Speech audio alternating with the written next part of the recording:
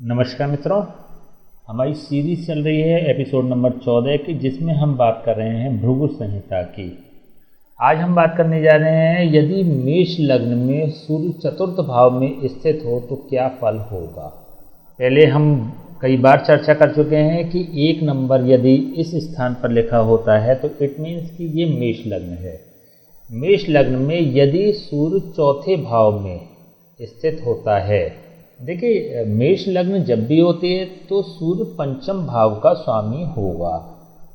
पंचम भाव में सिंह राशि और सिंह राशि का स्वामी सूर्य है, तो इट मीन्स कि इस कुंडली में यदि हम सूर्य का अध्ययन करेंगे तो हमें पंचम भाव भी कंसीडर करना पड़ेगा। पंचम भाव के सापेक्ष हम चतुर्थ भाव का परीक्षण करेंगे।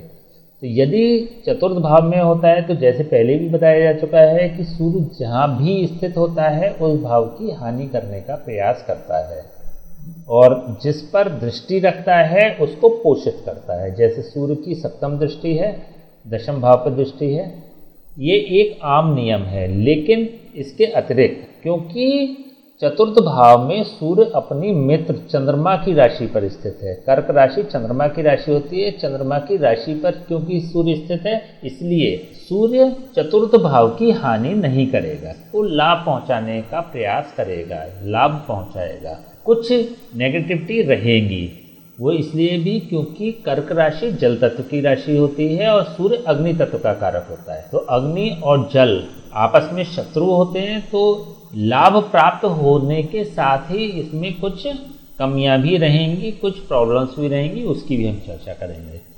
सबसे पहले जान लेते हैं पंचम भाव। पंचम भाव कारक होता है पोजीशन का, पद का, मान का, प्रतिष्ठा का, सम्मान का, एजुकेशन का। एजुकेशन में भी मध्यम एजुकेशन 6 क्लास से लेकर 12 तक की एजुकेशन पंचम भाव दिखाता है। व्यक्ति के बुद्धि के स्तर को दिखाता है, सामाजिक रूप से व्यक्ति का स्तर बुद्धि का क्या रहेगा इस बात को भी बताता है। क्योंकि इसका स्वामी चतुर्थ भाव में स्थित है इसलिए ये पॉजिटिव चीज़ें रहेंगी, जैसे कि 6 क्लास से 12 तक की एजुकेशन बहुत अच्छी रहेगी व्यक्ति की, लेकिन उस एजुकेशन का जीवन में लाभ नहीं मिल पाएगा। क्यों नहीं मिल पाएगा? वो इसलिए नहीं मिल पाएगा कि ये अपने से 12th हाउस में स्थित है। यदि यहाँ से हम गिनना शुरू करेंगे तो 1 2 3 4 5 6 7 8 9 10 11 और 12, ये 12वें स्थान पर आ रहा है। तो 12वां स्थान व्यय का स्थान होता है।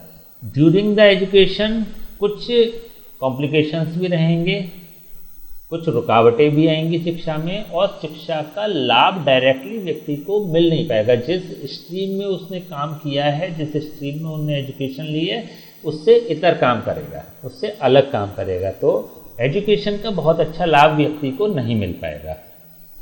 दूसरी चीज़, यदि चतुर्थ भाव के पक्ष में अगर देखें इस कुंडली को, तो चतुर्थ भाव होता है धन का, संपत्ति का, मकान का, वाहन का। तो इन सबसे संबंधित जितनी भी चीज़ें हैं वो उसमें पॉजिटिविटी रहेगी। ये सारी चीज़ें व्यक्ति को उपलब्ध होंगी, मकान भी उपलब्ध होगा, भूमि भी उपलब्ध होगी, वाहन भी उपलब्ध होगा, सभी तरह की सुविधाएं रहेंगी। लेकिन जैसे जब भूमि की बात आती है, भूमि के परचेज करने के समय पे या फिर उसके उपभोग करने के समय पे व्यक्ति को बहुत ज़्यादा लाभ नहीं मिल पाएगा।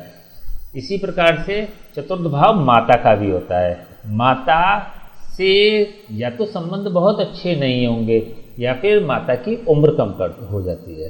सूर्य के चतुर्थ भाव में बैठने से माता की उम्र पर प्रभाव पड़ता है, अथवा माता से संबंध अच्छे नहीं होते, अथवा माता से दूरी होती है।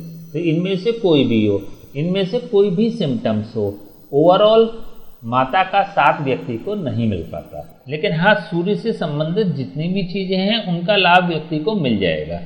जैसे आत्मा का कारक है, शक्ति का कारक है, बल, प्रभाव, धैर्य, ज्ञान, रूल्ड करने का नेचर, शासनात्मक प्रवृत्ति जो होती है वो सूर्य देता है। मान सम्मान, प्रतिष्ठा, प्रताप, प्रदर्शन का कारक होता है।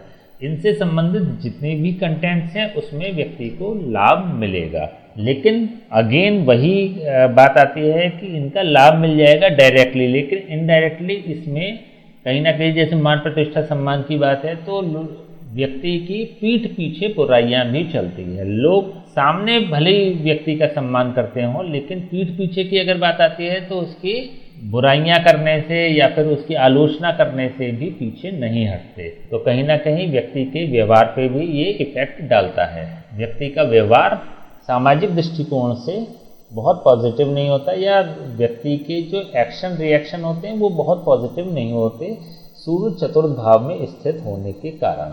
इसके अलावा सूर्य की जो दृष्टि है वो 7th दृष्टि होती है, 7वीं दृष्टि होती है, जो 10th हाउस पर पड़ रही है। 10th हाउस में दशम भाव में शनि की राशि है। सूर्य शनि को शत्रु भाव से देखता है, तो जब इसकी दृष्टि पड़ेगी 10th हाउस पे तो अगेन वही नियम आ रहा है कि क्योंकि शत्रु के भाव में दृष्टि है, लेकिन इंडिविजुअल नेचर क्या है सूर्य का कि जिस भाव पे दृष्टि डालता है उसको पोषित करने का काम करता है।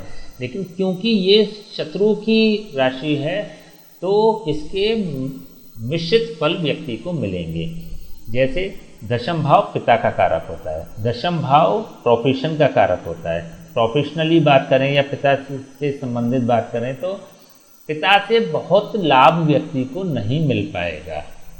लेकिन हाँ, जैसे जो कुछ ग्रंथों में ऐसा भी आता है कि पिता से संबंध बहुत खराब होते हैं, तो ऐसा अक्सर नहीं देखा गया है, क्योंकि सूर्य पिता का कारक होता है, 10th हाउस पिता का कारक होता है। यहाँ पे ये बात भी क्लियर कर देते हैं कि कुछ ग्रंथों में 9th हाउस को पिता का कारक बताया गया है, कुछ ग्रंथों में 10th हाउस को पिता का कारक बताया गया है, दशम भाव को बताया गया है। लेकिन हमारे जो अनुभव में आया है या फिर हमने जितना इम्प्लीमेंट किया है उसमें हमें दशम भाव पिता का कारक होना ज़्यादा हमें न्याय संगत लगता है, जिससे कि प्रेडिक्शन एक्यूरेट आते हैं।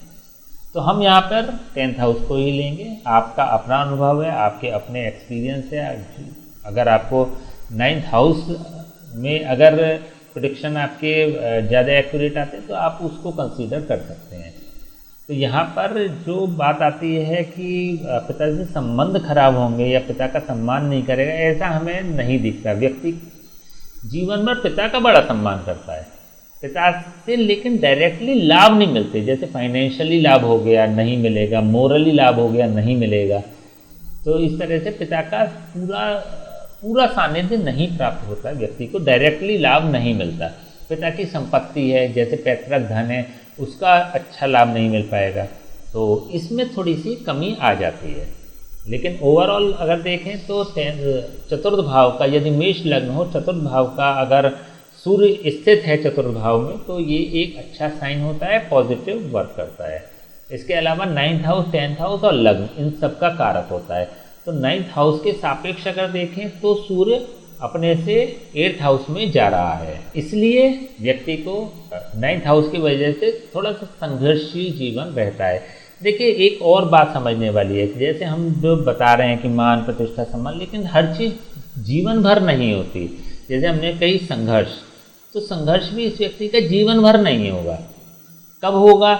या तो 9th हाउस की दशा आ रही होगी तब संघर्ष दिखाई दे रहा होगा, या फिर सूर्य की जब दशा आएगी तो संघर्ष दिखाई देगा, या फिर इसके अलावा भी सूर्य जो होता है वो पृष्ठोदय ग्रह होता है। पृष्ठोदय का मतलब अपनी ग्रह दशा के आरंभ में फल देने वाला होता है। तो इसको एक सिंपल भाषा में ये कह सकते हैं कि व्यक्ति का प्रारंभिक जीवन थोड़ा सा संघर्षमय रहता है। उस समय में व्यक्ति को संघर्ष करना पड़ता है, क्योंकि 9th हाउस के सापेक्ष ये अष्टम भाव में बैठा हुआ है।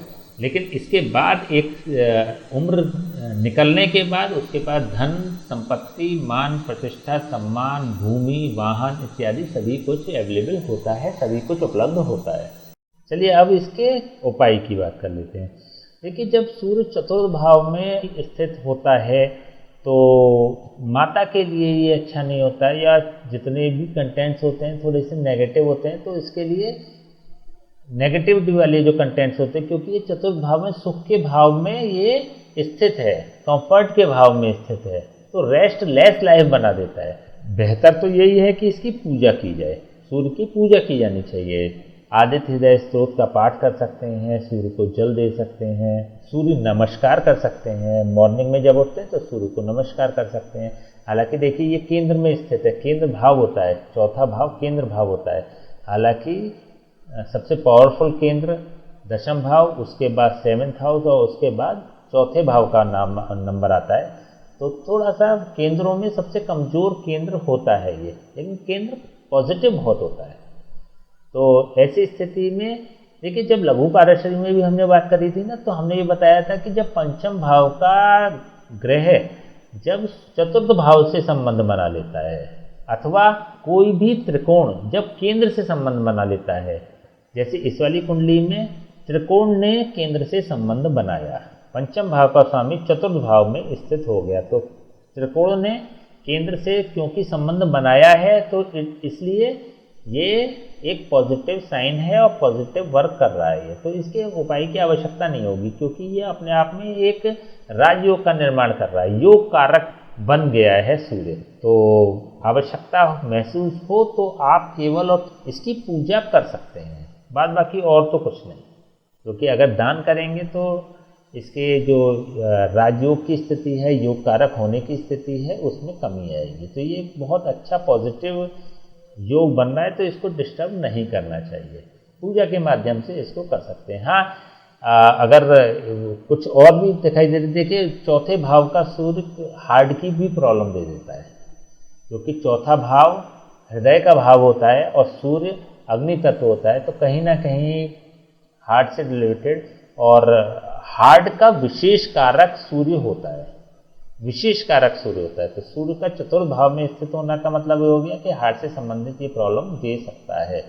तो ऐसे में किसी पंडित जी से बात करके सूर्य के जाप और हवन करा सकते हैं, अगर कोई इस तरह के सिम्टम्स है। देखिए इनके जो इफेक्ट्स मिलेंगे कब मिलेंगे, जब सूर्य की दशा आएगी, अंतरदशा आएगी, या फिर चंद्रमा की दशा अंतरदशा आएगी, क्योंकि चंद्रमा की राशि में स्थित है, सूर्य स्थित है। तो सूर्य में चंद्रमा की दशा है, चंद्रमा में सूर्य की दशा है, या किसी अंतरदशा में या प्रत्यंतर दशा में चंद्रमा या सूर्य क्लिक कर रहा हो, तो उस समय में इसके इफेक्ट्स मेजर मिलेंगे। तो अगर किसी भी तरह के इफेक्ट्स मिलते हैं नेगेटिव एस्पेक्ट्स में, तो आप किसी पंडित से बात करके इसके जाप और हवन करा सकते हैं, जिसमें कि संकल्प होता है कि नेगेटिव प्रभाव खत्म होते हैं और पॉजिटिव प्रभाव बढ़ते हैं। ये एक संकल्प होता है जिस समय कि जाप किए जाते हैं, तो उससे काफ़ी पॉजिटिव रिजल्ट्स मिल जाएंगे।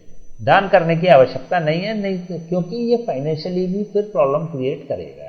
ठीक है, तो आज हमने बात करी जब सूर्य चतुर्थ भाव में स्थित होगा तो उसका क्या फलादेश होगा। नेक्स्ट जब हम बात करेंगे तो हम बात करेंगे सूर्य पंचम भाव में स्थित हो तो उसका क्या फलादेश होगा। तब तक के लिए हमें आज्ञा दीजिए।